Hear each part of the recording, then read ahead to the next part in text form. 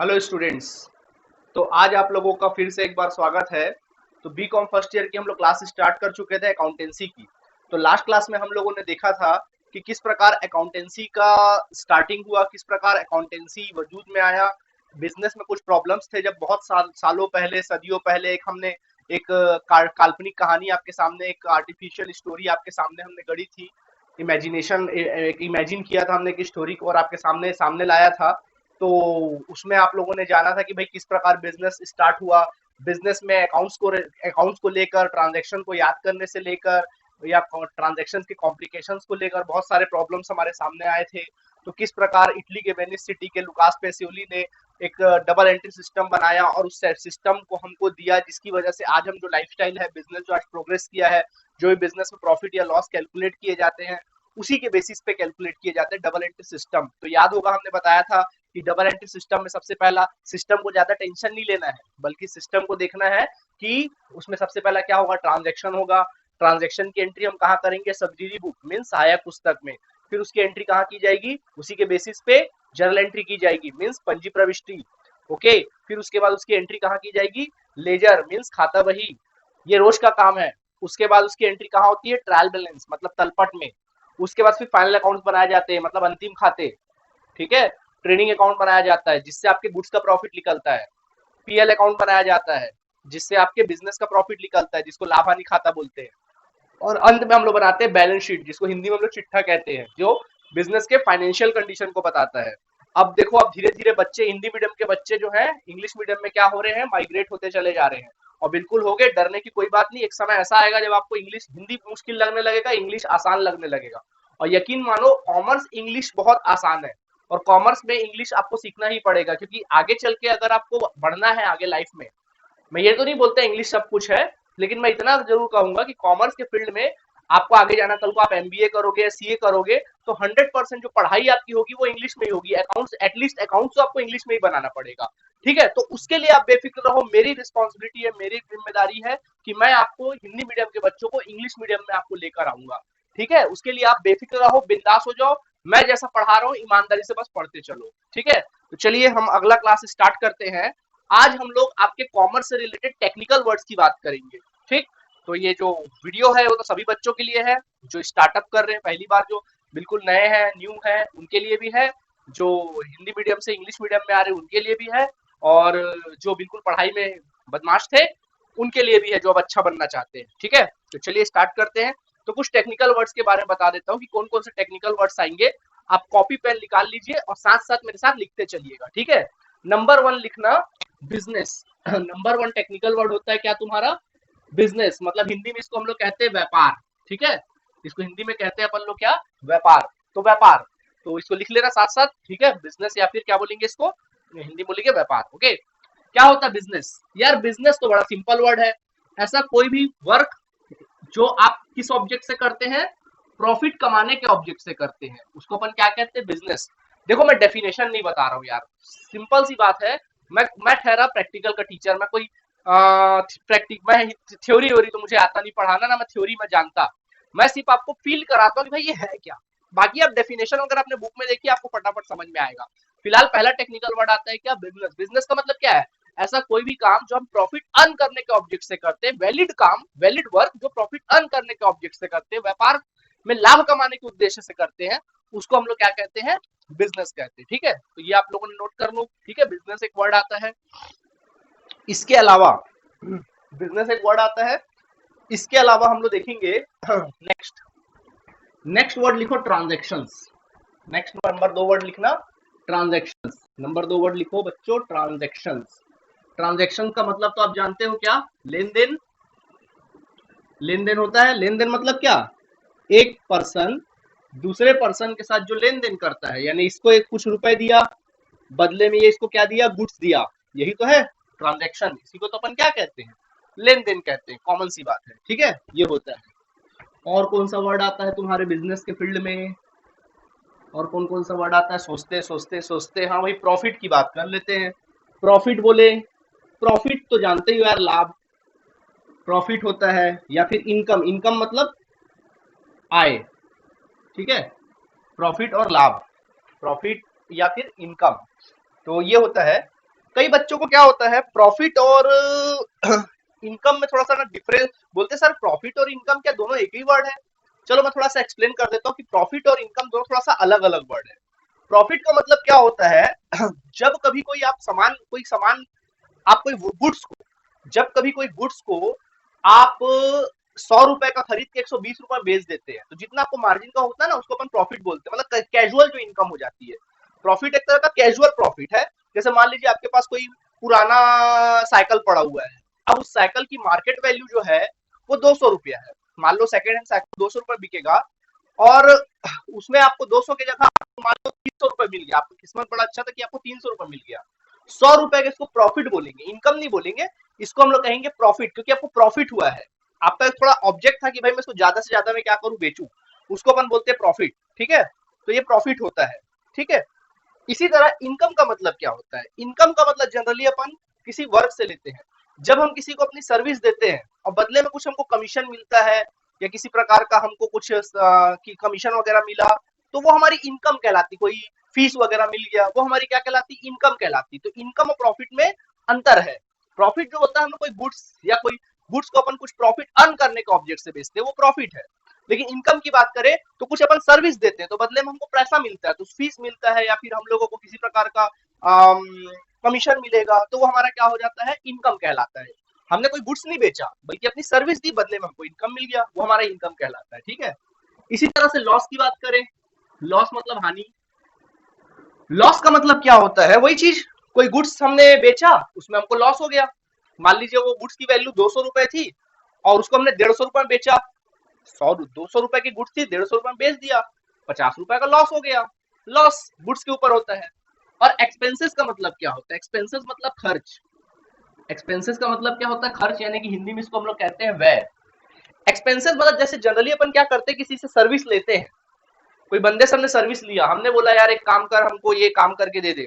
मान लीजिए हमने कोई लेबर बुलाया, और हमने बोला कि भाई हमको एक गड्ढा खोद के तू क्या कर दे दे, तो बदले में हम लोग उसको कुछ पैसे दे दिए, इसको बोलते हैं एक्सपेंसेस। मतलब कुछ पाने के लिए आपने कुछ खोया, ठीक है, उसको कहते हैं एक्सपेंसेस। सर्विस आपने किसी से ली और बदले में खर्च किया, उसको अपन क्या कहते हैं, एक्सपेंसेस। इसके बारे में बहुत डिटेल में बात करेंगे, इसमें बहुत सारी कैटेगरीज हैं, वो अपन पढ़ते पढ़ते अपन डिटेल में जाएंगे। ठीक है, तो अपन उस समय बात करेंगे। तो फिलहाल ये नॉर्मल वर्ड है, इसके बारे में आप क्या कर लीजिए, जान लीजिए। ठीक है, इसी प्रकार और कौन सा वर्ड हो सकता है,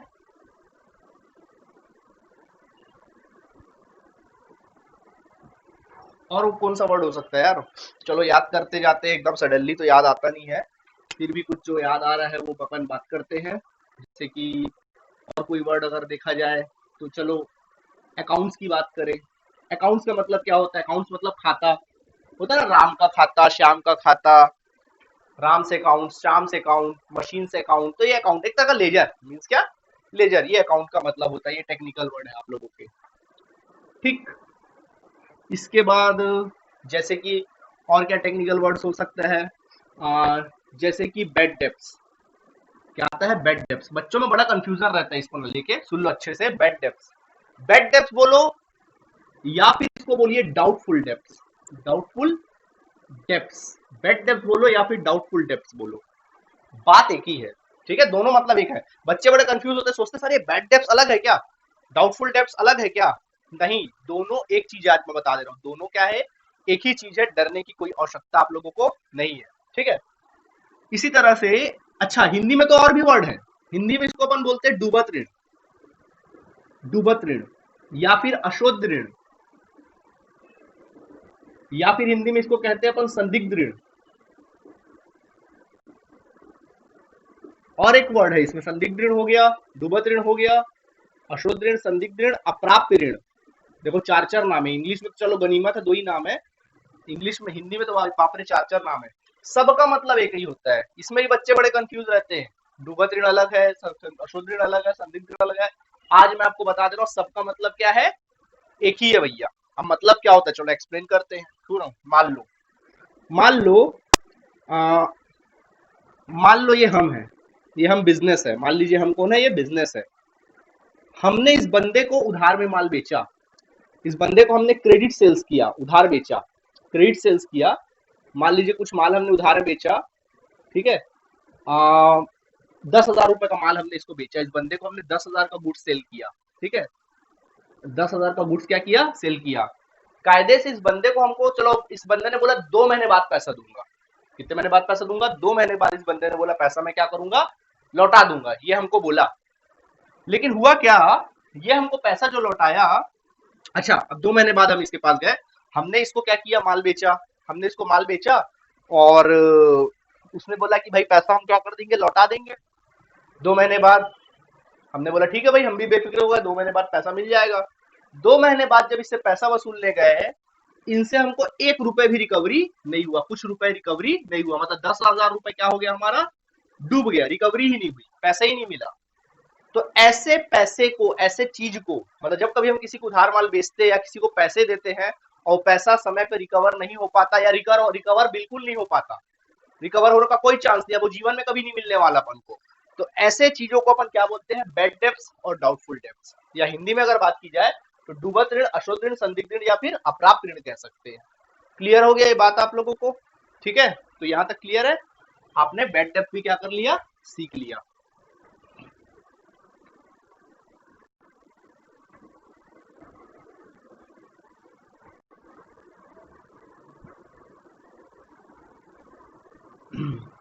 एक वर्ड आता है इंसॉल्वेंट, इंसॉल्वेंट मतलब दिवालिया, हिंदी में इसको कहते हैं दिवालिया, इंग्लिश में और एक वर्ड है डिफॉल्टर। इंसॉल्वेंट या फिर दिवालिया या फिर डिफॉल्टर भी बोला जा सकता है। क्या होता है बता दे, देखो ये हम बिजनेस है, जैसे कि मैंने बताया बिजनेस है, जैसे ही वही कहानी है, जिसको हमने, इस बंदे को 10 क्रेडिट सेल्स किया, क्रेडिट सेल्स किया मतलब उधार बेचा, हमने 10,000 का माल उधार बेचा, हमने बोला 2 महीने बाद पैसा देना, हमने बोला कि 2 महीने बाद क्या करना, तू पैसा दे देना, हमको 2 महीने बाद पैसा देना, हमने बोला 2 महीने बाद पैसा देना। अब इसको 2 महीना आया, पैसा लेने गए, इस बंदे ने हमको पैसा क्या किया, 10,000 रुपए नहीं दिया, क्या कहेंगे इसको, बैड डेब्ट्स, क्या कहेंगे, बैड डेब्ट्स, ओके, क्योंकि पैसा जीवन में नहीं मिलने का उम्मीद है, पैसा डूब गया, बैड डेब्ट्स, ठीक है। लेकिन जिस बंदे से हमारा पैसा डूबा है, ये जो बंदा जिसने हमको पैसा नहीं दिया ना, इस बंदे को हम कहते हैं इंसॉल्वेंट, क्या कहते हैं, इंसॉल्वेंट, यानी दिवालिया, मतलब ये दिवालिया हो गया, अभी पैसा देने के केपेबल नहीं है, पैसा देने के, मतलब पैसा देने के लिए ये केपेबल नहीं है, इसकी कैपेसिटी नहीं पैसा देने की, रोड पर आ गया, सड़क पर आ गया, इसलिए इससे पैसा नहीं मिला, इस वजह से इसको अपन क्या बोलते हैं, इंसॉल्वेंट, ये वर्ड होता है क्या, इंसॉल्वेंट, ठीक है, लिखेंगे।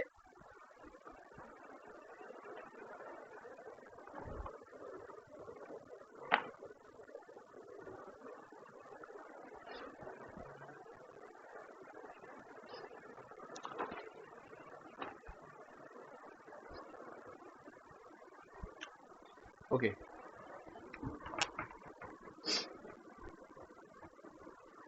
और नया वर्ड देखते हैं, परचेस, सुन लो, परचेस, परचेस का मतलब तो आप जानते ही होंगे, खरीदना यानी कि क्रय, कोई भी गुड्स या कोई भी सर्विसेज या फिर किसी प्रकार का कोई भी एसेट्स परचेस कर रहे, खरीद रहे हैं, उसको अपन क्या बोलेंगे, परचेस कहेंगे। सेल्स भी आप लोग अच्छे से जानते हो, किसी प्रकार के गुड्स को अगर अपन बेचते हैं या किसी प्रकार के एसेट्स को अपन बेचते हैं तो उसको अपन क्या बोलते हैं, सेल्स कहते हैं, ठीक है। इसी तरीके से परचेस रिटर्न, क्या बोलते हैं, परचेस रिटर्न, यानी माल की वापसी, परचेस रिटर्न मतलब, मान लीजिए ये हम बिजनेस है, अरे हाँ एक चीज तो बताना मैंने भूल गया, जब भी हम अकाउंट्स पढ़ते हैं ना, वो खैर बाद में बताऊंगा, जब भी हम लोग अकाउंट्स पढ़ते हैं ना, तो हमको एक कैरेक्टर में ढलना पड़ता है, समझे, क्या करना पड़ता है, कैरेक्टर में ढलना पड़ता है, हमको ना एक कैरेक्टर में ढलना पड़ेगा, क्योंकि यहाँ पर दो चीजें हैं, थोड़ा समझा दे रहा हूं, अच्छे समझना, हमको एक, जब भी हम अकाउंट्स पढ़ेंगे तो अपने आप को ना एक फील करके पढ़ना है, आपको एक, मतलब अपने आप को एक कैरेक्टर में ढल के पढ़ना है, जब अगर वो कैरेक्टर से आप बाहर निकले, अकाउंट बहुत आसान हो जाएगा, अगर इस बात को मानोगे तो अकाउंट बहुत आसान हो जाएगा। जब भी अकाउंट पढ़ना तो एक कैरेक्टर में ढल के पढ़ना, अपने आप को मान के चलना, अपना ही व्यू देखना, सामने वाले का व्यू मत देखना, जब मैं आपको प्रैक्टिकल क्वेश्चन बनाऊंगा ना तब ये बात अच्छे से बताऊंगा, तो कभी भी याद रखना अपना एक कैरेक्टर होता है, देखो बिजनेस में क्या होता है, दो कैरेक्टर्स होते हैं, एक होता है बिजनेस, एक होता है बिजनेस, और एक होता है बिजनेस का मालिक, यानी कि ओनर, यानी एक होता है बिजनेस, दूसरा होता है बिजनेस का ओनर। हमको एक कैरेक्टर में ढल के पढ़ना पड़ता है, हमको एज एन ऑनर बन के पढ़ना है या एज अ बिजनेस बन के पढ़ना है, आपको ऑनर बनोगे या बिजनेस, कुछ बच्चे ऑनर बोल रहे होंगे शायद, मेरे ख्याल से नहीं। आपका जो कैरेक्टर होगा वो होगा बिजनेस का। आपको एज अ बिजनेस बन के पढ़ना है, ये जो आप हो। जब भी अकाउंट्स वाली बात आए तो आप अपने आप को क्या मानना, बिजनेस मान के पढ़ना। क्या मानना, बिजनेस। ठीक है, मतलब अपना व्यू देखना, आप बिजनेस समझना अपने आप को, मैं बिजनेस हूं और अपना ही व्यू लेके चलना। ठीक, बाकी जब मैं प्रैक्टिकल बनाऊंगा तो अच्छे से एक्सप्लेन करूंगा। ठीक है, तो देखिए, तो ये बिजनेस परचेस रिटर्न की बात कर रहा था, मैं परचेस रिटर्न को एक्सप्लेन कर रहा हूं, सुन लो। मान लो ये आप हो, ये आप हो, ठीक है। आपने इस बंदे को, सॉरी, आपने इस बंदे से माल परचेस किया। क्या किया, माल परचेस किया। ठीक है, आपने इस बंदे से माल क्या किया, परचेस किया। गुड्स परचेस करके अपने पास ले आए। ठीक है, आपको माल शायद पसंद नहीं आया या आपके रिक्वायरमेंट के अकॉर्डिंग नहीं था, आपने इसको क्या कर दिया, रिटर्न कर दिया। क्या कर दिया, रिटर्न कर दिया। मतलब बच्चों, खरीदा हुआ माल को आपने बकायदा क्या कर दिया, रिटर्न कर दिया। खरीदा हुआ माल को आपने क्या कर दिया, रिटर्न कर दिया। तो इसको हम लोग कहते हैं परचेस रिटर्न। यानी जब भी खरीदे हुए माल को अपन रिटर्न करते हैं तो उसको अपन क्या कहते हैं, परचेस रिटर्न। देखो ना, खरीदे थे माल, पसंद नहीं आया, माल वापस कर दिए, क्या कहलाएगा, परचेस रिटर्न। ठीक है, ये होता है परचेस रिटर्न। मालूम तुम लोग, इसका और एक नाम है, बच्चे बड़े कंफ्यूज रहते हैं। हिंदी में इसको बोलते हैं क्रय वापसी। हिंदी में कहते हैं इसको क्रय वापसी। और इसका नाम है परचेस रिटर्न। लाइन से लिखते जा रहे हो ना आप लोग, देखिए परचेस रिटर्न। इसका और एक नाम है, या फिर इसको बोलते हैं आउटवर्ड रिटर्न या रिटर्न आउटवर्ड। क्या कहेंगे इसको हम लोग, रिटर्न आउटवर्ड। रिटर्न आउटवर्ड, वो है ना ये आउटवर्ड। रिटर्न आउटवर्ड मींस बाह्य वापसी। क्या कहते हैं इसको हिंदी में हम लोग, बाह्य वापसी। रिटर्न तो हो रहा है बट आउटवर्ड हो रहा है। रिटर्न तो हो रहा है बट आउटवर्ड हो रहा है। कंफ्यूज रहते हैं इसमें। रिटर्न तो हो रहा है बट क्या हो रहा है, आउटवर्ड हो रहा है। कैसे, देखो ना, आप बिजनेस थे, आप माल खरीद के लाए, अब माल वापस करो, देखो माल क्या हो रहा है, आउट हो रहा है कि इन हो रहा है। माल रिटर्न के रूप में आउट हो रहा है कि इन हो रहा है, निश्चित ही क्या हो रहा है, ये आउट हो रहा है। यही कारण है इसको अपन क्या बोलते हैं, रिटर्न आउटवर्ड बोलते हैं। आउटवर्ड इसलिए बोलते हैं कि माल रिटर्न में, रिटर्न तो हो रहा है लेकिन बाहर जा रहा है, खरीदा हुआ माल बाहर जा रहा है। भाई आउटवर्ड कैसा माल होता है, परचेस रिटर्न को ही हम लोग आउटवर्ड बोलते हैं। क्योंकि खरीदा हुआ माल ही जब अपन रिटर्न करेंगे तो माल बाहर की ओर जाएगा। ओके, क्लियर है। तो परचेस रिटर्न को ही क्या कहते हैं अपन, रिटर्न आउटवर्ड। और कैसे होगा तो वो इमेजिन कर लेना, हमने माल खरीदा था, माल पसंद नहीं आया, हमने वापस कर दिया, देखो माल आउट हो रहा है, इसलिए रिटर्न आउटवर्ड। ठीक, ओके, या हिंदी में इसको बाह्य वापसी भी कहते हैं। ठीक है, चलिए नेक्स्ट। इसी तरीके से होता है बच्चों, इसको लिख लेना, इसी तरीके से पाउस करके लिख लिया करो। इसी तरीके से होता है सेल्स रिटर्न। क्या होता है अगला टॉपिक, सेल्स रिटर्न। इसको भी लिख लो, सेल्स रिटर्न। लाइन से एक टॉपिक लिख देना, टेक्निकल वर्ड है, बहुत काम आएगा तुम लोग के, नहीं तो बिना फिर प्रैक्टिकल समझ में नहीं आएगा। सेल्स रिटर्न, सेल्स रिटर्न का मतलब, सेल्स रिटर्न बोलते हैं इसको, और एक वर्ड है इनवर्ड रिटर्न, रिटर्न इनवर्ड। तो इसको बाद में लिखता हूँ। सेल्स रिटर्न मतलब विक्रय वापसी, हिंदी में इसको कहते हैं अपन लोग विक्रय वापसी। मान लीजिए ये आप हो, मतलब बिजनेस हो आप, और ये बंदा है। आपने इस बंदे को गुड्स सेल्स किया। क्या किया, सेल्स किया, बेचा। आपने इस बंदे को गुड्स क्या किया, सेल्स किया। इस बंदे को माल पसंद नहीं आया, आपको ये बंदे ने क्या किया, माल वापस कर दिया, रिटर्न कर दिया। क्या कर दिया, रिटर्न कर दिया। बोलो कैसा रिटर्न है, कैसा रिटर्न है, वेरी गुड, सेल्स रिटर्न है। क्योंकि भाई माल अपन सेल कर रहे हैं और फिर बेच रहे हैं, माल अपन सेल कर रहे हैं और फिर क्या कर रहे हैं, बेच रहे हैं, इसको अपन बोलेंगे सेल्स रिटर्न। क्या कहेंगे, सेल्स रिटर्न कहेंगे। ठीक है, ये होगा तुम्हारा सेल्स रिटर्न। ठीक है, क्या कहेंगे, सेल्स रिटर्न। इसका और एक नाम है, क्या हो सकता है, कई लोगों के जुबान में भी आ गया होगा, रिटर्न इनवर्ड। क्या वर्ड होता है, रिटर्न इनवर्ड। इनवर्ड, इन हो रहा है, सोचो ना, इमेजिन करो, आपका कैरेक्टर क्या है, बिजनेस है आपका कैरेक्टर। देखिए आप बिजनेस हो, आपने माल बेचा, पसंद नहीं है, माल वापस आ रहा है कि जा रहा है, रिटर्न के रूप में, रिटर्न के रूप में माल आ रहा है। देखो इन हो रहा है, माल क्या हो रहा है, इन हो रहा है। यही कारण है इसको रिटर्न इनवर्ड बोलते हैं। आया बात समझ में, यानी सेल्स रिटर्न ही, यार बेचा हुआ माल ही जब रिटर्न होगा तो माल आएगा कि जाएगा, बेचा हुआ माल जब रिटर्न होगा तो माल आएगा, अंदर आ रहा है, इस वजह से इसको बोलते हैं रिटर्न इनवर्ड। हिंदी में इसको कहते हैं हम लोग आंतरिक वापसी। क्या कहते हैं इसको, आंतरिक वापसी भी कह सकते हैं, आंतरिक वापसी। तो कई कॉमर्स वाले बच्चों को बड़ा कंफ्यूजन रहता था, सर रिटर्न आउटवर्ड इनवर्ड में बड़ा कंफ्यूज रहते हैं अपन, है ना। तो मैं समझता हूँ आज ये कंफ्यूजन आपका क्या हो गया होगा, दूर हो गया होगा। और नए बच्चे जो होंगे उनको बहुत अच्छे से समझ में आ गया होगा। ठीक है, चलिए इसको भी लिख सकते हैं अपन लोग, इसको भी लिख लीजिएगा।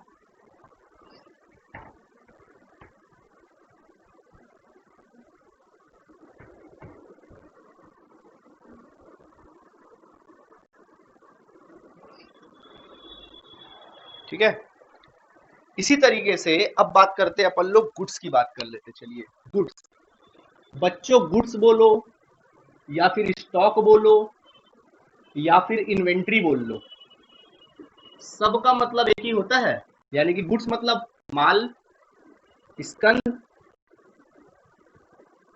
ठीक है, या स्टॉक, स्टॉक भी बोलते हैं कई बार हिंदी में, स्टॉक। ठीक है, स्टॉक, गुड्स, इन्वेंट्री या स्टॉक। सर क्या, किसको कैसे पहचानेंगे कि गुड्स है, कैसे पहचानेंगे कि ये बिजनेस में क्या है, गुड्स है, कैसे पहचाने अपन, कैसे पहचानेंगे कि ये क्या है, एक तरह का गुड्स है। देखो, ऐसा कोई भी प्रोडक्ट, ऐसा कोई भी प्रोडक्ट, अच्छा एक बिजनेस होता है, सुन लो, एक बिजनेस होता है, ऐसा कोई भी प्रोडक्ट जिस चीज का हम बिजनेस करते हैं, जिस प्रोडक्ट का हम बिजनेस करते हैं, वो बिजनेस में गुड्स कहलाता है। वो क्या कहलाता है, बिजनेस में गुड्स। फॉर एग्जाम्पल, अगर आप मोबाइल का बिजनेस कर रहे हैं तो मोबाइल आपके लिए क्या कहलाएगा, गुड्स। अगर आप घड़ियों का बिजनेस कर रहे हैं तो घड़ियां आपके लिए क्या कहलाएंगे, गुड्स। अगर आप बुक्स का बिजनेस कर रहे हैं तो बुक्स क्या कहलाएगा आपके लिए, गुड्स। अगर आप लोग कपड़े का बिजनेस कर रहे हैं तो आपके लिए कपड़ा क्या कहलाएगा, गुड्स कहलाएगा। ठीक है, इसी प्रकार अगर आप फैंस का, इलेक्ट्रिक इलेक्ट्रिक आइटम्स का गुड्स कर रहे हैं, फैन, वॉशिंग मशीन वगैरह बिजनेस कर रहे हो, वो आपके लिए गुड्स कहलाएगा। राशन की दुकान खोल के बैठे हैं तो आटा, दाल, चावल, ये सारी चीजें आपके लिए क्या, साबुन, सोप, ये सब क्या कहलाएंगे तुम्हारे लिए, गुड्स कहलाएंगे। यानी इन शॉर्ट, बिल्कुल सिंपल है, जिस चीज का हम बिजनेस करते हैं वो हमारे लिए क्या कहलाता है, गुड्स। गुड्स बोल लो, स्टॉक बोल लो या फिर इन्वेंट्री बोल लो, सबका मतलब क्या होता है, एक ही होता है। ठीक है, लेकिन इसमें मैं कुछ थोड़ा नया पढ़ाने जा रहा हूँ आप लोगों को। ठीक है, तो देखो क्या पढ़ाने जा रहा हूँ, ये कुछ वर्ड बताने जा रहा हूँ। सबसे पहला, गुड्स के प्रकार भी होते हैं अलग अलग प्रकार के। सबसे पहला प्रकार होता है रॉ मटेरियल, रॉ गुड्स, यानी कि रॉ मटेरियल, रॉ मटेरियल बोला जाता है, मतलब कच्चा माल, इसको बोलते हैं कच्चा गुड्स, यानी कच्चा माल। गुड्स को मटेरियल भी बोलते हैं ना, सामग्री। कच्चा माल, रॉ मटेरियल, कच्चा माल। कच्चा माल का मतलब होता है, देखो कई गुड्स ऐसे होते हैं जो कच्चा माल है। मान लीजिए आपके घर में अगर कोई फर्नीचर है, अगर आपके घर में कोई टेबल आपको दिखाई दे रहा होगा, तो वो टेबल क्या सीधा पेड़ से सीधा टेबल निकल गया होगा, पहले क्या को काटे होंगे तो लकड़ी फैक्ट्री गया होगा, तो फैक्ट्री में वो लकड़ी का लट्ठा पड़ा होगा ना पेड़ का, टेबल तो नहीं बन गया होगा, लकड़ी से तो टेबल बना होगा। तो उसको बोलते हैं कच्चा माल। कच्चा माल को हमने अपना कुछ दिमाग लगाकर, कुछ मेहनत करके उसको अपने टेबल में क्या कर लिया, कन्वर्ट कर लिया। तो जब तक टेबल में कन्वर्ट नहीं हुआ था लकड़ी, तब तक वो क्या था आपके लिए, कच्चा माल, रॉ मटेरियल। हर चीज का रॉ मटेरियल हो सकता है। आप जूते पहनते हो, जूते का भी कच्चा माल रहता है, फिर वो मैन्युफैक्चरिंग होता है, तब वो जूता बनता है। यानी प्रकृति में हम लोग का पेन भी है, तो भी पेन हमको कहाँ से मिला होगा, इसी नेचर से मिला होगा, प्रकृति से मिला होगा। ये भी कभी ना कभी कच्चा माल रहा होगा, लोहा, स्टील जो भी रहा होगा, प्लास्टिक वास्टिक जो भी रहा होगा, लेकिन कच्चा माल रहा होगा।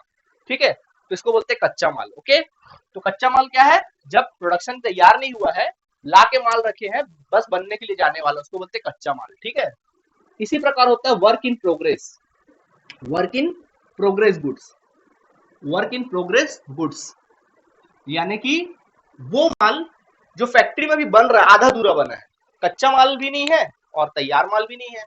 वर्क इन प्रोग्रेस मतलब उस माल पे काम चल रहा है, मतलब जैसे टेबल है तो आधा अधूरा टेबल बना है, पूरा पूरा टेबल नहीं बना है, इसको हम लोग कहेंगे वर्क इन प्रोग्रेस। ऐसे गुड्स को क्या कहेंगे, वर्क इन प्रोग्रेस। मतलब वो गुड्स जो फैक्ट्री में मैन्युफैक्चरिंग में लगा हुआ है, बट अभी आधा अधूरा है, पूरा बन के तैयार नहीं हुआ, तो कहाँ पड़ा होगा, ये फैक्ट्री में प्रोसेसिंग में चल रहा होगा, इसको बोलते हैं वर्क इन प्रोग्रेस गुड्स। ये भी एक टाइप होता है गुड्स का। ठीक है, एंड देन फाइनली होता है फिनिश गुड्स। क्या कहते हैं इसको, फिनिश्ड गुड्स, या फिर इसको कंप्लीट गुड्स भी बोलते हैं, यानी कि तैयार माल। क्या बोलते हैं, तैयार माल, इसको कंप्लीट गुड्स भी बोलते हैं, लिख लेना। ठीक है, कंप्लीट गुड्स, तैयार माल, वो माल जो बन के बिल्कुल रेडी है, टेबल बन के तैयार हो गया, क्या बोलेंगे, तैयार माल, यानी कि फिनिश गुड्स। क्या कहेंगे इसको अपन लोग, फिनिश गुड्स कहेंगे बच्चों। कोई परेशानी यहाँ तक आप लोगों को, ठीक है, तो गुड्स का हमने क्या कर दिया, क्लियर आपको हो गया, ये होता है आपका क्या, गुड्स। तो लिख लेंगे इसको, गुड्स को भी आप लोग, इसको लिख लीजिए आप सभी गुड्स को।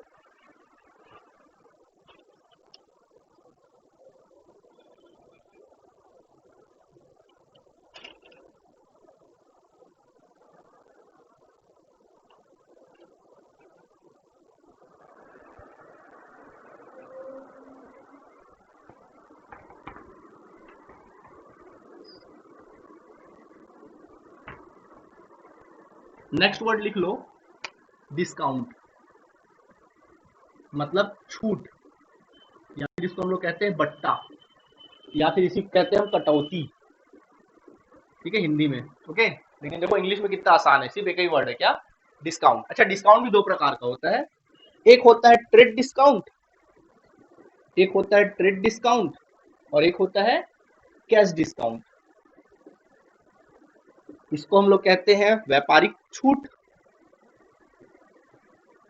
जबकि इसको कहते हैं नगद छूट। अभी ये क्या होता है मैं अभी आपको एक्सप्लेन नहीं करूंगा, डिस्काउंट तो कम से कम इतना तो पता है, सभी को डिस्काउंट के बारे में पता है।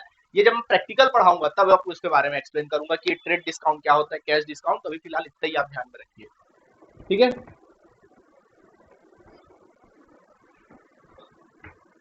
चलिए ठीक है, तो डिस्काउंट हमारा क्लियर हो गया, ठीक है। और अपना वर्ड क्या हो सकता है, ओके, और एक वर्ड अपन देख लेते हैं, लाइफ स्टॉक। क्या होता है, लाइफ स्टॉक, यानी कि जीवित माल, जीवित माल। कई बार क्या होता है हमारे बिजनेस में कुछ, जैसे कि हमारे बिजनेस में कुछ संपत्तियां पड़ी होती है, एसेट पड़ी होती है, जो स्टॉक तो है हमारे बिजनेस का बट लाइफ स्टॉक है। जैसे पोल्ट्री फार्म में मुर्गा मुर्गियां हो गई, ठीक है। और अगर मान लीजिए आपका बिजनेस, और बिजनेस में अगर आपके यहाँ बैलगाड़ी है या घोड़ा गाड़ी है, तो घोड़ा या फिर बैल, ये आप लोगों के लिए क्या है, जीवित है, बकायदा वो क्या है, एक जीवित है ना, लाइव है। इस वजह से इसको बोलते हैं लाइव स्टॉक, ठीक है। क्या कहते हैं इसको अपन लोग, लाइव स्टॉक, ठीक। तो यहाँ तक तकरीबन आपके जो टेक्निकल वर्ड्स थे हमने क्या कर दिया, आपको क्लियर कर दिया, ठीक है। अब हम बात करेंगे आपके एसेट्स और लाइबिलिटीज के बारे में बात करेंगे, ठीक है। चलो मैं एसेट्स और लाइबिलिटी के बारे में बात करते हैं, ओके। चलिए, ओके स्टूडेंट्स, ठीक है। तो आज हम लोग बात करते हैं एसेट्स और लाइबिलिटी, बहुत ही इंपॉर्टेंट थिंग है। चलिए देखते हैं। सबसे पहले मैं आपको एसेट्स एक्सप्लेन कर देता हूँ। एसेट्स, एसेट्स का मतलब होता है संपत्तियां। आपके बिजनेस के फील्ड में जो भी आपके सामने दिखाई देती है, जिस ऐसा कोई भी ट्रांजैक्शन, सुन लो, संपत्तियां पहचानोगे कैसे, मैं कोई डेफिनेशन नहीं बता रहा हूं भाई, मैं आपको पहचानने के ट्रिक बता रहा हूं। ऐसा कोई भी ट्रांजैक्शन जिसको देखकर आपको ऐसा फील हो कि मिस यार मेरा इस पे पोजीशन है, मेरा अधिकार है, आपको ऐसा फील है कि ये मेरा अधिकार है, आपका कद जो है ना 2-4 इंच क्या हो जाए, ऊंचा उड़ जाए, इसको अपन कहते हैं एसेट्स। जैसे आप जाते हो ना, कई बार आप जैसे कुछ चीज खरीदने जाते हो, बचपन में जब आप कुछ पापा के साथ जब आप कुछ वाटर बैग खरीदने जाते थे या कुछ बैग खरीदने जाते थे या कपड़े खरीदते थे, अपन वो चीज को पसंद कर लेते थे और जैसे हम पैसा देते थे बिल्कुल उसको अपने पास से चिपका के रखते थे। क्यों? क्योंकि हमारा उस पर पोजीशन है, हमने पैसा देके उसको खरीदा हुआ है, क्योंकि वो हमारा पोजीशन है, उस पर हमारा अधिकार है। तो फील आ रहा है आपको अधिकार, उसी को अपन क्या बोलते हैं, एसेट। जैसे ही फील आया आपको, फील करो, अकाउंट कॉमर्स एक फील करने का सब्जेक्ट है। तो जैसे ही आपको फील हो कि भाई इस पे मेरा अधिकार है, इस पे मेरा पोजीशन है, 2-4 इंच कद आपका क्या हो रहा है, बढ़ रहा है, समझ जाना क्या है, ये तुम्हारे लिए एसेट्स है। क्या है तुम्हारे लिए, एसेट्स। तो देखो यहाँ पर एसेट दो प्रकार का होता है। यहाँ पे एसेट्स को मैं एक्सप्लेन कर दूं, यहाँ पे हमारे लिए एसेट दो प्रकार का होता है। एक होता है फिक्स्ड एसेट्स, ठीक है, फिक्स्ड एसेट, या फिर इसको बोलते हैं नॉन करंट एसेट्स। बैठा लो दिमाग में, नॉन करंट एसेट्स, हिंदी में इसको कहा करते थे अपन लोग स्थायी संपत्तियां, या फिर नॉन करंट एसेट्स मींस गैर चालू संपत्तियां, गैर चालू संपत्तियां लिख लेना, गैर चालू संपत्तियां, ठीक है। और एक होता है करंट एसेट्स, जिसको अपन बोलते हैं चालू संपत्तियां। क्या कहते हैं, चालू संपत्तियां। अब बोलोगे सर क्या फिक्स्ड है, क्या करंट एसेट्स है, फिर चलो सुन लो, मैं आपको डेफिनेशन नहीं बताऊंगा, बस एक पहचानने का ट्रिक बताऊंगा, कैसे पहचानोगे फिक्स्ड है, कैसे पहचानोगे करंट है, ठीक है। सुनो, देखो फिक्स्ड की बात करते हैं, पहले मैं फिक्स्ड आपको एक्सप्लेन कर दूं। फिक्स्ड कैसे पहचानोगे, फिक्स्ड थिंग है, कैसे पहचानेंगे फिक्स्ड है। फिक्स्ड एसेट्स मतलब क्या होता है, देखो ये होता है अकाउंटिंग ईयर, मान लो आपका अकाउंटिंग ईयर का पहला डेट है 1 जनवरी, साल का पहला दिन है 1 जनवरी, और ये आपका साल का डेट है 31 दिसंबर, साल का एंडिंग डेट। ये आपके साल का 1 जनवरी फर्स्ट डेट है आपके साल का, और वो 31 दिसंबर आपके साल का एंडिंग डेट है, ठीक है। साल का क्या है, एंडिंग डेट है। तो याद रखो कोई भी एसेट्स, ऐसा कोई भी एसेट्स जिसका वैल्यू 1 जनवरी से लेकर 31 दिसंबर तक क्या होता मालूम है, एक समान होता है। क्या होता है, एक समान होता है, बिल्कुल फिक्स होता है। क्या होता है? फिक्स होता है। इसको अपन कहते हैं फिक्स्ड एसेट्स। ऐसे चीजों को क्या कहेंगे? Fixed assets. यानी कोई भी ऐसा एसेट जिसका वैल्यू साल के स्टार्टिंग डेट से लेकर साल के एंडिंग डेट तक एक समान हो, फिक्स हो, इस वजह से इसको क्या कहेंगे? Fixed assets. ठीक है। इसको और एक तरीके से पहचाना जा सकता है। कैसे? ऐसा कोई भी एसेट्स, ऐसा कोई भी एसेट जिसको कैश में कन्वर्ट करने, जिसको कैश में कन्वर्ट करने में बहुत ज्यादा समय लगता है, मतलब कम से कम 6 7 8 महीना लग जाता है जिसको कैश में कन्वर्ट करने में, या साल भर लग जाता है कैश में कन्वर्ट करने में। कैसे कन्वर्ट करोगे? सेल करके। सेल करके करोगे ना भाई। कोई भी चीज को बोलूंगा कैश में कन्वर्ट करो, कैसे करोगे? मैं बोलूंगा तुम्हारे घर में टेबल है, उसको कैश में कन्वर्ट करो, कैसे करोगे? आप उसको सेल कर दोगे तो कैश में कन्वर्ट हो जाएगा। वही चीज बोल रहा हूं कि ऐसा कोई भी एसेट्स जिसको कैश में कन्वर्ट करने में बहुत लंबा समय लगता है, 6 महीना 7 महीना लगे, बहुत वक्त लगे, या 1 साल तक का तकरीबन समय लग जाए, तो ऐसे एसेट्स को अपन क्या कहते हैं? फिक्स्ड एसेट्स बोलते हैं। ये ऐसे एसेट्स होते हैं कैश में, अगर जितने जल्दी अपन कैश में कन्वर्ट करने की कोशिश करेंगे तो अपन को लॉस भी हो जाएगा। अब कई बच्चे लोग के दिमाग में सवाल उठा होगा, यार कोई बड़ी बात थोड़ी ना, अपन लोग कोई भी एसेट्स को एक दिन में भी कैश में कन्वर्ट कर सकते हैं। तो मैं बोलूंगा ठीक है ना, बिल्डिंग बेच के दिखाओ एक दिन में, टाइम तो लगेगा ना। या अगर एक दिन में बेच भी दोगे, कम से कम उसको बेचने में कम से कम 2 3 महीना तो लगेगा। फिर अगर बेच भी दोगे तो उतना पैसा आपको रिकवर नहीं हो पाएगा जितना उसकी वैल्यू है, लॉस हो जाएगा उल्टा आपको, है ना। तो इस वजह से अपन क्या बोलते हैं? Fixed assets. यानी वो एसेट जिसको कैश में कन्वर्ट करने में बहुत ज्यादा समय लगे, बहुत वक्त लगे, उसको अपन क्या बोलेंगे? Fixed assets. बाकी अपन बुक में डेफिनेशन को देखेंगे, मैं आपको पहचानने का ट्रिक दिया हूं। ठीक है, चलिए। तो ये हो गया क्या? Fixed assets. ओके। बोलोगे सर इसी तरह करंट क्या होता है? अगर मैं करंट एसेट्स की बात करूं तो क्या होगा? सुन लो। ये आपका डेट है 1 जनवरी, पहचानने का ट्रिक देखो। ये डेट है 1 जनवरी, ये है आपका 31 दिसंबर, साल का एंडिंग डेट है। ठीक है।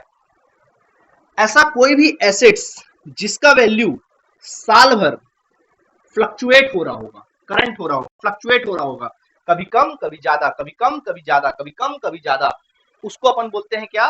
Current assets. उसको क्या बोलते हैं अपन लोग? Current assets. का वैल्यू साल भर फ्लक्चुएट होते रहता है, उसको क्या बोलते हैं? Current assets. अभी मैं एग्जांपल्स देके आपको बताऊंगा, उसका सारे एग्जांपल दूंगा कौन कौन से एसेट्स हो सकते हैं करंट एसेट्स। ठीक है। या फिर इसको पहचानने का और एक ट्रिक है जो बहुत ज्यादा उसमें है चलन में, मेरे ख्याल से डेफिनेशन में भी यही लिखा आप लोग के बुक के, जो मैं बता रहा हूँ। इसको पहचानने का देखिए, करंट एसेट को बोलेंगे ऐसा कोई भी एसेट जो जल्द से जल्द कैश में कन्वर्ट हो जाता होगा और उसमें ज्यादा अपन को लॉस भी नहीं होता, बहुत जल्दी कैश में कन्वर्ट हो जाता है और ज्यादा हम लोग को लॉस भी नहीं होता, उसको अपन क्या बोलते हैं? Current assets. मतलब अगर आप उसको कैश में कन्वर्ट करना चाहो तो 1 से 2 दिन, 3 दिन या हफ्ते भर या ज्यादा ज्यादा 15 दिन में आपका कैश में कन्वर्ट हो जाएगा और आपको उतना नुकसान भी नहीं होगा जितना फिक्स्ड एसेट्स में होता है। जल्द से जल्द अगर मैं बोलूंगा 15 दिन के अंदर कोई बिल्डिंग बेचो या जमीन बेचो, आप तो बोले भैया बेच तो देंगे लेकिन उसकी मार्केट वैल्यू अपन को जरूरी नहीं कि मिल जाए। लेकिन करंट एसेट्स में ऐसा नहीं होता। करंट एसेट्स में अगर आप बेचना चाहो 2 से 3 दिन में उसको कैश में कन्वर्ट भी कर सकते हो और उतना ज्यादा आपको लॉस भी नहीं होगा। बोलोगे सर इतना सस्पेंस मत क्रिएट करो, फिक्स्ड एसेट तो हम समझ गए, करंट भी हमने समझ लिया, अब थोड़ा एग्जांपल से बताओ आप। ठीक है, चलो क्या क्या एग्जांपल होते हैं वो हम आपको एग्जांपल पूरा एक्सप्लेन करके बताते हैं। ठीक, तो क्या क्या एग्जांपल्स हो सकते हैं देखिए आप सभी। फिक्स्ड एसेट्स के क्या क्या एग्जांपल हो सकते हैं? जैसे land and building. Land and building ये एक एग्जांपल हो सकता है जिसको हम लोग कहते हैं भूमि व भवन, हिंदी में कहते हैं भूमि व भवन। ठीक है, ये फिक्स्ड एसेट्स होते हैं। देखो ना, इसका वैल्यू साल भर क्या होता है? एक समान होता है और इसको कैश में कन्वर्ट करने में काफी वक्त भी लगेगा। इसी तरह से plant and machineries. Plant and machinery, Hindi में इसको कहते हैं संयंत्र व यंत्र। प्लांट का मतलब क्या होता है और मशीनरी का मतलब क्या होता है? बड़ी बड़ी फैक्ट्रियां देखा आप लोगों ने बिजनेस में बहुत बड़ी बड़ी फैक्ट्रियां देखी होगी आपने, बड़े बड़े फैक्ट्रीज, प्लांट, इसी को हम लोग बोलते हैं प्लांट। क्या कहते हैं इसी को अपन लोग? प्लांट। जो फैक्ट्रियां होती है ना बड़ी बड़ी, उसी को हम लोग कहते हैं क्या? प्लांट। जो आप देखते होगे कभी ट्रेन में जाते होगे तो आपको फैक्ट्री दिखाई देती होगी, चिमनियां दिखाई देती होगी, ये प्लांट कहलाते हैं। ठीक है। और और मशीनरी, मशीनरी जिसमें मशीन्स लगे होते हैं, आपके फैक्ट्री के अंदर में जितने भी मशीन्स लगे होते हैं उसको अपन क्या कहते हैं? मशीनरीज। तो ये भी एक तरह का एसेट्स है भाई, फिक्स्ड एसेट्स है, वैल्यू साल भर एक समान होती है और उसको कैश में कन्वर्ट करने में काफी वक्त भी लगेगा। ठीक है। ठीक इसी तरह से और क्या हो सकता है? Furniture, furnitures and fixtures and fittings. मतलब हिंदी में इसको कहते हैं उपस्कर। मैं सीधा एक ही वर्ड लिख रहा हूँ, उपस्कर। हिंदी में इसको अपन क्या कहते हैं? उपस्कर। फर्नीचर। फर्नीचर का मतलब समझ गए, जो आपके बिजनेस में काउंटर होते हैं, जो लकड़ी के बने होते हैं, काउंटर्स होते हैं, काउंटर्स वगैरह है। और फर्नीचर्स, वो काउंटर्स हो गए, चेयर्स वगैरह हो गए, टेबल्स हो गए, आपके बिजनेस में कंप्यूटर टेबल हो गया, सब फर्नीचर में आते हैं, ठीक है। दूसरा होता है फिक्सचर्स। फिक्सचर्स का मतलब क्या होता है? जो फिक्स है। जैसे आप अपने कई बार बिजनेस में देखे होंगे, जो आपके खिड़कियां है, बिजनेस की अगर खिड़की होगी तो खिड़की में ग्रिल लगे होते हैं, आपके घर में भी ग्रिल लगा होगा, फिक्स है कि नहीं? खिड़कियां फिक्स है, दरवाजे फिक्स है, ये भी एसेट्स है, भी फर्नीचर है, बट ये क्या है? फिक्स है। फिक्स, ठीक है। आपके घर के बाउंड्री में जो, सॉरी, घर के रेलिंग में ग्रिल लगे होंगे, सीढ़ियों में जो ग्रिल लगे होंगे, क्या है? वो फिक्स है। इस वजह से इसको क्या बोलते हैं? फिक्सचर्स। यानी कि ये भी एक तरह का क्या है? एसेट्स है। And finally fittings. फिटिंग्स का मतलब होता है ट्यूबलाइट, स्विच बोर्ड्स। आपके जो घर में या बिजनेस में लगे होते हैं ट्यूबलाइट, स्विच बोर्ड, जो फिटिंग्स है, जो फिटिंग है, उसके अंदर तार वायर गए होंगे, पाइप्स गए होंगे, ये सब क्या है? फिटिंग्स है। पंखे, फैन से सब क्या है? फिटिंग्स है। ये कहलाते हैं फर्नीचर, फिक्सचर्स एंड फिटिंग। ये भी आपके फिक्स्ड एसेट्स होते हैं, ठीक है। और एग्जांपल दे देते हैं आपको। Long term investment. Long term investment Hindi में इसको कहते हैं दीर्घकालीन विनियोग। दीर्घकालीन विनियोग। साथ साथ लिखते भी जाओ तो ज्यादा अच्छा होगा, या फिर इकट्ठे लिख लेना आप लोग, जो भी आपकी मर्जी की बात है, ठीक है, लेकिन लिखना जरूर। Long term investment. Long term, सबसे पहले तो मतलब है सर ये इन्वेस्टमेंट क्या होता है ये थोड़ा बता दो। कई बच्चों को इन्वेस्टमेंट का मतलब पता नहीं होगा। चलो मैं आपको इन्वेस्टमेंट का मतलब एक्सप्लेन किए देता हूँ, क्या होता है इन्वेस्टमेंट का मतलब। चलिए इस टॉपिक को हम आपको एक एग्जांपल देके एक्सप्लेन करते हैं, ठीक। मान लीजिए एक मिस्टर ए है और एक है मिस्टर बी। ओके, तो एक है मिस्टर ए और दूसरा है मिस्टर क्या? बी। मिस्टर ए का साल भर जो कमाई है ना, पर एनम कमाई है साल भर का, मान लो इसका साल भर का कमाई 60,000 है। मिस्टर ए जो है साल भर में 60,000 रुपए कमाता है। उसी जगह मिस्टर बी जो है वो साल भर में तकरीबन मान लो 10 लाख रुपए कमाता है, ठीक है। कितना कमाता है? 10 लाख रुपए कमाता है। दोनों की कमाई में अंतर है। मिस्टर ए साल भर में 60,000 कमाता है, जबकि मिस्टर बी साल भर में कितना कमा लेता है? 10 लाख रुपए क्या कर लेता है? कमा लेता है। अब मान लीजिए इनका जो खर्चा है, मिस्टर ए का खर्चा या दोनों का खर्चा जो एक्सपेंसेस था 60,000 है साल भर का खर्चा, और मिस्टर बी का भी साल भर का खर्चा कितना है? 60,000 रुपए है। तो बताइए बचत कितना है, सेविंग्स कितना है इनका? तो आप बोलोगे सर मिस्टर ए तो 60,000 कमाया, 60,000 खर्च कर दिया, तो इसका तो कोई सेविंग्स ही नहीं निकला, नील, नो सेविंग, ठीक है, जीरो सेविंग है।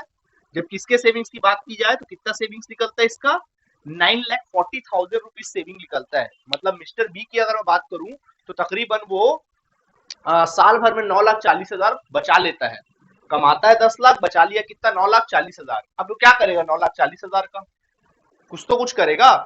तो इस 9,40,000 को कोशिश करेगा यार मैं ऐसे जगह कुछ लगाऊं कि 9,40,000 पैसा एक ऐसी चीज होती है कि किसी को भी जितना भी कमाए उतना क्या है? कम है। तो 9,40,000 को क्या करेगा? या तो वो बैंक में जमा करेगा, तो बैंक उसको ज्यादा से ज्यादा क्या मिलेगा? इंटरेस्ट मिलेगा, कुछ कम इंटरेस्ट मिलेगा। मान लो उसको 3% इंटरेस्ट मिल रहा है, समझ में आया? बैंक में जमा रखेगा तो कितना परसेंट इंटरेस्ट मिल रहा है? मान लीजिए 3% इन्वेस्ट मिल रहा है। उसी जगह एक कंपनी ने उसको कहा, एक कंपनी ने उसको कहा कि भाई तू हमारी कंपनी के शेयर खरीद ले, इसमें कम से कम तुझे 30% का मुनाफा होगा। तो इसने देखा यार बैंक में जमा कर रहा हूं तो 3% मिल रहा है, कंपनी में जमा कर रहा हूं तो मुझे कितना मिल जा रहा है? 30% मुझे उसमें रिटर्न मिल जा रहा है, मुनाफा हो जा रहा है। मतलब ये हुआ कि उसने अपने पैसे का उपयोग तो किया, उसे कुछ काम करने की जरूरत नहीं पड़ रही है। अगर वो पैसे का बिजनेस करता तो भाई जिस बिजनेस से 10 लाख कमा रहा फिर वो क्या करता? समय उसको देना पड़ता। 9,40,000 उसकी बचत हुई। उसने सोचा भाई मैं इस पैसे को ऐसे जगह लगाऊं जहां मुझे किसी प्रकार का समय भी देना पड़े और बदले मुझे ज्यादा से ज्यादा इनकम क्या हो जाए, उसमें कुछ ना कुछ इनकम मुझे मिल जाए। चाहता तो वो बैंक में जमा कर देता, 3% मिलता। उसने जमा कर दिया कहां पर? कंपनी के शेयर्स खरीद लिया, वहां 30% मिल रहा है। मतलब दोनों तरफ से उसको आमदनी हो रहा है। तो इस पैसे को वो बैंक में जमा करे या कंपनी के शेयर्स खरीदे या किसी न किसी प्रकार का किसी बिजनेस में लगाए, इसी को हम कहते हैं इन्वेस्टमेंट। क्या कहते हैं? इसी को हम लोग इन्वेस्टमेंट कहते हैं। अब इन्वेस्टमेंट क्लियर हुआ इन्वेस्टमेंट का मतलब क्या होता है कि जब कभी किसी की बचत होती है, उस बचत को वो कहीं पैसे का वो ऐसी जगह इन्वेस्ट करने की कोशिश करता है जिसमें उसको समय देना ना पड़े, वो पैसा लगाए, अगले साल उसका मुनाफा या उसका प्रॉफिट या उसका इंटरेस्ट उसके हाथ में आ जाए, उसको हम लोग कहते हैं क्या, इन्वेस्टमेंट।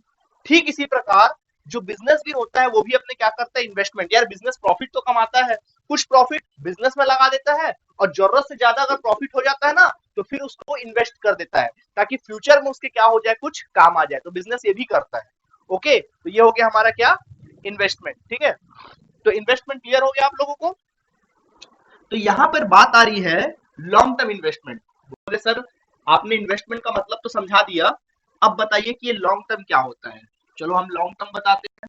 तो लॉन्ग टर्म इन्वेस्टमेंट का मतलब, लॉन्ग टर्म वर्ड का मतलब क्या होता है, तो साइड में कहीं लिख लेना, मैं तुरंत मिटा दूंगा। लॉन्ग टर्म बिजनेस में पहली बात तो लॉन्ग टर्म का मतलब होता है दीर्घकालीन, लंबा समय। लॉन्ग टर्म मीन्स होता है दीर्घकालीन, मीन्स लंबा समय, काफी लंबा समय। सवाल उठता है सर कितना लंबा समय, 1 साल, 2 साल, 3 साल। जनरली लॉन्ग टर्म तो खैर जो सिचुएशन होता है उसके अकॉर्डिंग लॉन्ग टर्म हम लोग डिफाइन कर सकते हैं, बट आपकी जो पढ़ाई चल रहा है, जो आपका अकाउंटेंसी है, उसके पॉइंट ऑफ व्यू से लॉन्ग टर्म का मतलब होता है 1 ईयर और मोर देन 1, यानी कि 1 साल या 1 साल से ज्यादा।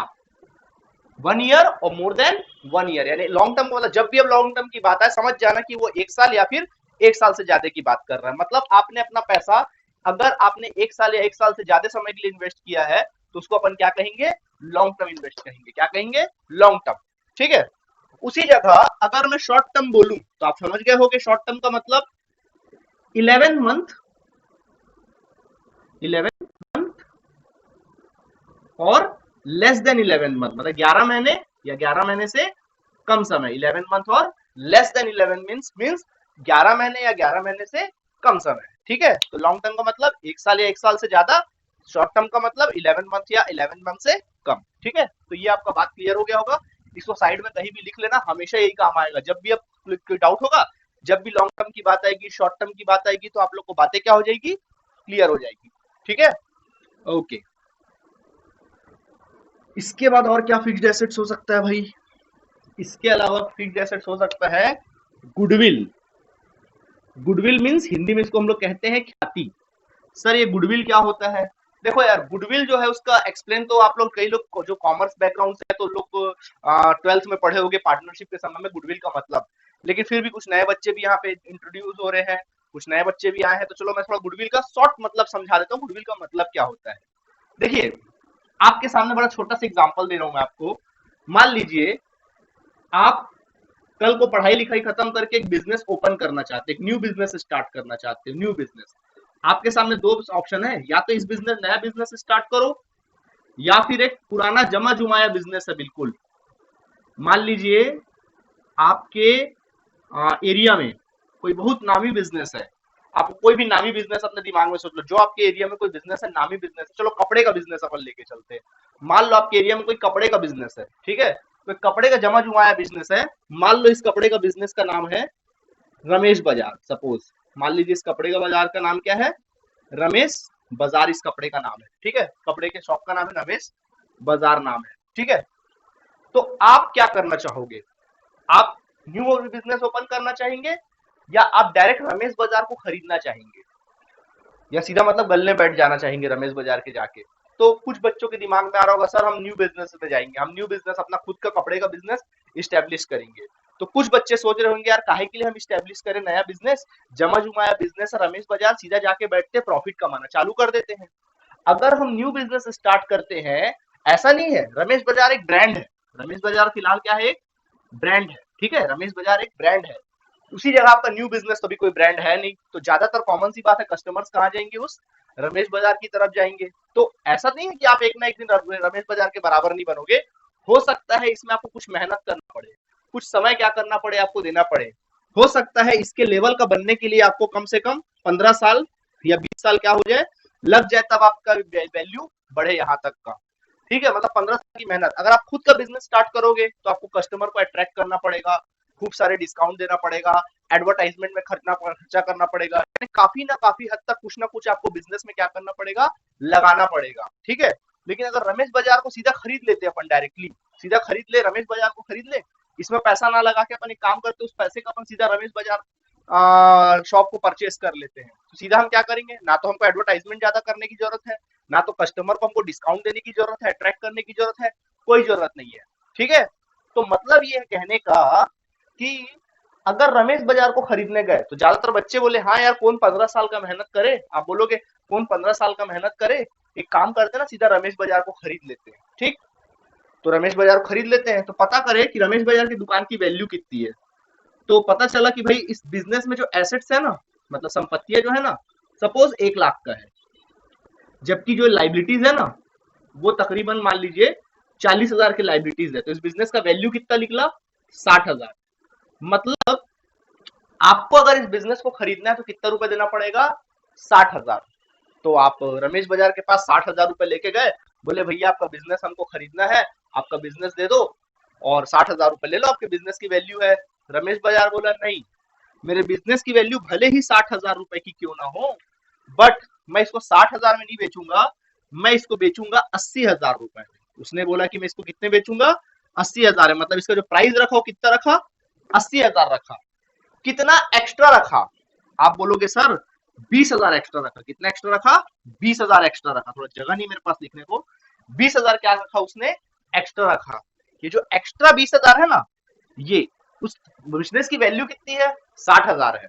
ओके, उस बिजनेस की वैल्यू है 60,000 और आपको खरीदना है 60,000 है, बट सामने वाला कितना बोल रहे हैं कि नहीं भैया 80,000 में दूंगा, सामने वाला 80,000 में दे रहा है और आप खरीदने को रेडी हो गए, बोले ठीक है भाई तो 80,000 रख। आप कितना एक्स्ट्रा दे रहे हो, आप 20,000 रुपए एक्स्ट्रा दे रहे हो। ये जो 20,000 रुपए एक्स्ट्रा दे रहे हो ना, मतलब बेवकूफी कर रहे हो क्या, नहीं। इस बिजनेस में कुछ तो ऐसी बात है कि आप 20,000 रुपए एक्स्ट्रा देने को रेडी हो गए। वो जो कुछ तो बात होती है ना, उस बात को हम लोग कहते हैं गुडविल। मतलब किसी बिजनेस को आप परचेस करने गए और उसके लिए आप एक्स्ट्रा पैसा दे रहे हो उस बिजनेस को खरीदने के लिए, क्योंकि आपको पता है कहीं ना कहीं मुझे इस बिजनेस से क्या होने वाला है, प्रॉफिट होने वाला है। ओके, तो इस वजह से क्या होता है, प्रॉफिट होने वाला है मुझे कहीं ना कहीं, इस वजह से जितना एक्स्ट्रा पैसा दोगे उसी को हम लोग क्या कहते हैं, गुडविल कहते हैं। समझ में आया, ये तो एक छोटा सा एग्जांपल दिया। गुडविल का अलग अलग सिचुएशन में अलग अलग इफेक्ट पड़ता है, बहुत सारे सिचुएशन है गुडविल को। तो जैसे कोई नया बिजनेस स्टार्ट, जैसे कोई पार्टनरशिप में बिजनेस, गुडविल का अलग ही मतलब डेफिनेशन होता है। गुडविल का कोई खास डेफिनेशन तो नहीं है, बट अलग अलग सिचुएशन पे अलग अलग गुडविल का डेफिनेशन होता है। तो जैसे जैसे सिचुएशन आएगा वैसे वैसे क्लियर करेंगे। फिलहाल मैंने गुडविल का बेसिक सिचुएशन बताया कि इस बिजनेस की वैल्यू 60,000 थी और अगर आप न्यू बिजनेस स्टार्ट करते तो आपको 15 साल का इंतजार करना पड़ता। तो आपने 60,000 के बिजनेस को 80,000 में परचेस किया। जितना एक्स्ट्रा दिया तुमने बिजनेस के लिए वही उस बिजनेस का क्या कहलाता है, गुडविल कहलाता है, वही गुडविल है। समझ में आया, तो गुडविल आप खरीदे हो, मतलब एक्स्ट्रा पैसा दिए हो। आपने क्या सोचा कि भाई आने वाले समय में आप उसको क्या कर लेंगे, मैनेज कर लेंगे, आप उसको एडजस्ट कर लेंगे। भाई प्रॉफिट कमाएंगे तो 20,000 रुपए जो हमने एक्स्ट्रा दिया उसको अपन रिकवर कर लेंगे, ये सोच कर दिया, इसको बोलते हैं गुडविल। क्लियर है, ठीक है। तो ये बात क्या हो गई होगी, आपको अच्छे से क्लियर हो गई होगी गुडविल होता क्या है। इसको भी अपन एक तरह का फिक्स्ड एसेट्स ही कहते हैं। ठीक है, तो ये हमारा होता है क्या, फिक्स्ड एसेट्स। नेक्स्ट होता है patents and copyrights. Patent and copyrights. Patent क्या होता है, पेटेंट का मतलब ये होता है, पेटेंट या कॉपीराइट्स हिंदी में इसको कहते हैं एकस्व या फिर कॉपीराइट ही कहते हैं मेरे ख्याल से इसको। बाकी देखेंगे हिंदी में क्या कहते हैं, देख लेंगे बाद में अगर सामने आएगा ऐसा कुछ तो। ठीक है, वैसे कॉपीराइट ही मान के चलो। तो पेटेंट्स एंड कॉपीराइट्स, सबसे पहले मैं एक्सप्लेन करता हूं कि पेटेंट्स का मतलब क्या होता है। What is patents. पेटेंट्स का मतलब होता है, मान लीजिए आपने किसी प्रकार का एक इन्वेंशन कर दिया। मान लीजिए आप साइंटिस्ट हो और बहुत बड़े साइंटिस्ट हो या आप इंजीनियर हो और आपने कोई पानी से चलने वाला गाड़ी बना दिया। जनरली गाड़ियां जो चलती है, बाइक्स वगैरह चलते हो किससे चलते हैं, पेट्रोल से चलते हैं। बट आपने कुछ नया इन्वेंशन किया और आपने पानी से चलने वाला क्या बना दिया, गाड़ी बना दिया, बाइक बना दिया। ओके, बस भैया फिर तो हाहाकार मच गया। हम आपके पास आए, सब आए, भैया गाड़ी हमको दे दो, वैसी वाला हमको गाड़ी बना के दे दो, गाड़ी बना के दे दो। अरे भैया ठीक है, फॉर्मूला आपके पास है, हम बोल रहे गाड़ी बना के दे दो। मैं गया, चलो हो सकता है मुझे आपने बनाकर दे दिया गाड़ी, कोई और आपके दोस्त यार आए आपने बना के दे दिया। अब इकट्ठे 100 लोग आपके पास आए, तो क्या आप उनको गाड़ी बना के दे पाओगे, आपके पास भैया पैसा ही नहीं है ना उतना ज्यादा कि ना तो आपके पास जगह है 100 बाइक बनाने का, ना तो आपके पास पैसा है।